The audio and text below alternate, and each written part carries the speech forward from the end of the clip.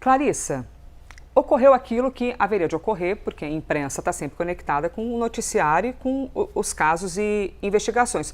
Lulinha foi o primeiro assunto trazido e já chegaram ali fazendo as perguntas que tinham de ser feitas. Essa escalada do caso Lulinha, essa coisa até de ser um a conta-gotas, né? Porque todo dia aparece um negocinho, um tempero que mantém isso no noticiário. Qual que é a leitura dos aliados em relação ao potencial de estrago desse caso?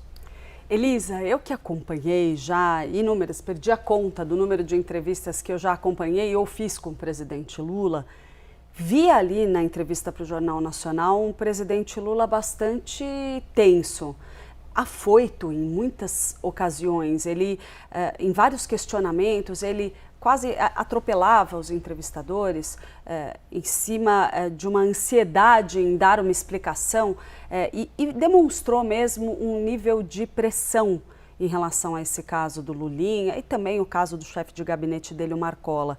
E isso acaba casando, esse sentimento casa muito com o que eu tenho ouvido nos bastidores a respeito de como esse envolvimento do filho do presidente com essa crise, com essa suspeita de tráfico de influência, está colocando pressão em cima do presidente. Conversei nos últimos dias com vários aliados do presidente Lula e eu senti muito essa ideia de que há um constrangimento brutal dele e de pessoas próximas dele com o que aconteceu nesse episódio. Tanto o caso Lulinha quanto o Marcola, mas principalmente o Lulinha, porque no caso do Lulinha ainda é uma coisa meio reincidente.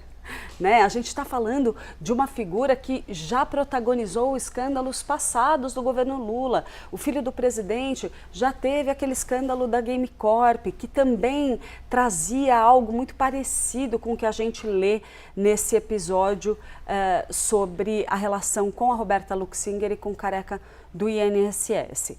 Dito isso, tem um movimento dentro do governo federal, uma cobrança para que se estabeleça uma espécie de anteparo. O anteparo é o termo usado por uma das minhas fontes para falar sobre isso. Um anteparo para o presidente Lula.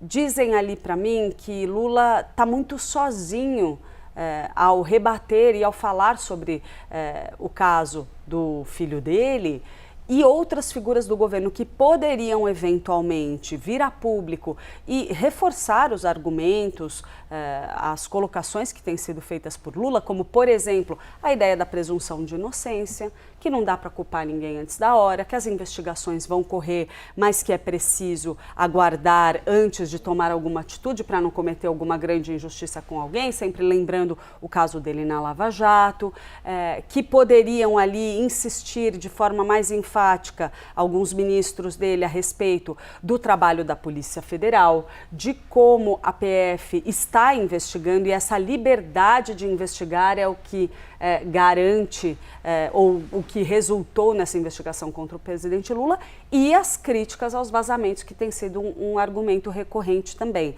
E tem uma figura específica para quem estão apontando o dedo, cobrando isso, que é o ministro da Justiça, Wellington Cesar Lima e Silva, por conta da ascendência que ele tem sobre a Polícia Federal. O caso de André Rodrigues, que é o diretor-geral da PF, tem sido tratado internamente como uma figura que talvez pudesse ser preservada nesse processo. Por quê? Porque pelo fato de ele ser o gestor direto da PF, ele precisaria se manter de maneira mais isenta. Mas o ministro da Justiça é governo.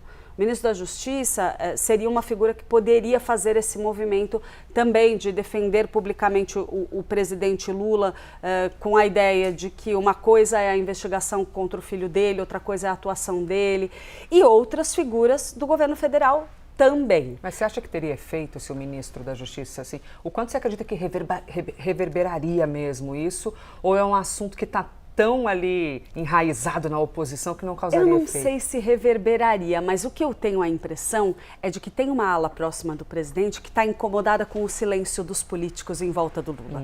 Por quê? Porque os próprios integrantes da equipe do presidente Lula estão constrangidos sobre esse assunto. Ninguém quer sair a público falando sobre Lulinha e parecer uma defesa do filho do presidente. Então, o que eu sinto é que existe um incômodo das pessoas mais próximas de Lula, de que ele está meio sozinho e ele não tem como se furtar de responder isso. E ele vai ser questionado o tempo inteiro. Então, todo mundo que não está sendo questionado está bem quietinho, falando, eu vou me meter, esse Lulinha, olha o que esse cara fez, olha esse Marcola. Quando a gente conversa sobre reserva com os auxiliares próximos do presidente Lula, a coisa é assim, escancarada no constrangimento, no incômodo, na irritação com a forma como Lulinha agiu, porque independentemente de ele ter feito tráfico de influência ou não, o que todo mundo diz em volta do presidente Lula, inclusive, inacreditável que o Lulinha tenha colocado o presidente da República nessa posição novamente, porque, querendo ou não, cabe a ele, como filho do presidente da República, ter cuidado com as relações que ele mantém.